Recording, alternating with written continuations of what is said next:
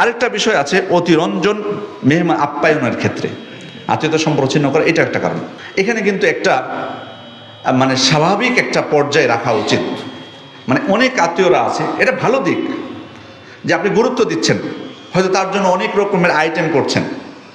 আপনার হয়তো বা আমি উদাহরণস্বরূপ বলছি যে হয়তো আপনার মামার বাসায় আপনি বেড়াতে গেলেন, তো আপনার মামি বা আপনার মামা আপনার জন্য অনেক খাবারের ব্যবস্থা করলো, অনেকগুলো আইটেম করলো, 10টা আইটেম করলো। এটাও কিন্তু অনেক সময় আপনি ভালো উদ্দেশ্যে করেছেন, কিন্তু এটা কিন্তু সম্পর্কের অবনতির ক্ষেত্রে একটা একটা হয়তো তার কারণ থাকতে পারে বা ভূমিকা রাখতে পারে। কিভাবে? যেমন যখন আপনি গেলেন, দেখলেন যে এতগুলো আপনার জন্য আইটেম করেছে, আপনার কিন্তু পরবর্তীতে যেতে আপনার একটু ইতস্তত বোধ হবে। আমি তখন গেছিলাম, তখন এই কষ্ট তারা করেছিল, আমি গেলে তো আবারও তাদেরকে কষ্ট দেওয়া। এটা কিন্তু মানুষের মধ্যে হয়, এটা যে আমার জন্য এত কিছু খরচ করবে বা আমার জন্য এত কিছু কষ্ট করবে, না, তাহলে যাওয়ার দরকার নেই। অথবা আবার অনেক সময় চিন্তা করে যে আমার জন্য এত কিছু করলো, কিন্তু আমি তো আসলে তাদের জন্য এত কিছু করতে পারবো না। আমি যাচ্ছি, তখন আমার জন্য এত কিছু করলো, আমি তো আমার বাড়িতে আসলেও তো এত কিছু করতে পারবো না তাদের জন্য। তখন উনি যাওয়াটা এড়িয়ে যান, যে তাকে আমি কষ্ট দিব, তিনি আমাদের জন্য এত কিছু করবেন, কিন্তু আমি তো তাদের জন্য আসলে এত কিছু করতে পারবো না। এই করে কিন্তু, এবং এটা কিন্তু বাস্তব, এই প্রতিযোগিতাটা আমি আপনাকে বাস্তব কথাই বলি যে এই প্রতিযোগিতা আত্মীয় স্বজনের মধ্যে যে আইটেম বেশি করা, আপ্যায়নের ক্ষেত্রে অতিরঞ্জনটা আমাদের আত্মীয়দের মধ্যে পরস্পর সাক্ষাৎটাকে কমিয়ে দিয়েছে, এটা বাড়ায়নি কখনো। কারণ অনেক সময় অর্থনৈতিক সচ্ছলতা থাকলেও এটা তো বড় কষ্টের কাজ।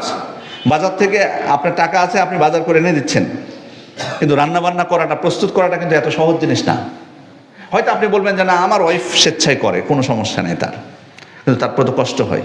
এই জন্যই মানে আমি অনুরোধ করব ভাইদেরকে, যে হয়তো বলবেন যে না, রীতি হয়ে গেছে একটা বা কিছু, কিন্তু আগেও তো আমরা দেখেছি মেহমানদারি মানুষ কীভাবে করতো।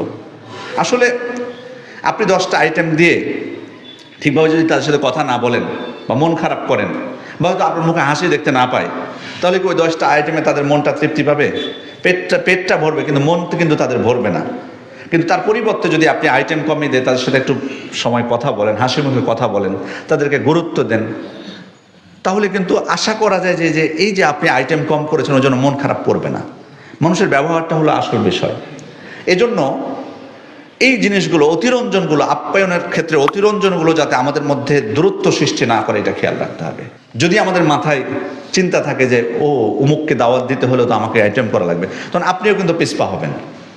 শুধু অর্থনৈতিক কারণে না, আমি তো বললাম শুধু অর্থের জন্য না, কারণ এটা একটা বড় একটা ঝামেলার জিনিস, একটা মানে সেখানে সময় ব্যয় করতে হয়, অনেক অনেক কষ্ট হয়, শ্রম দিতে হয়।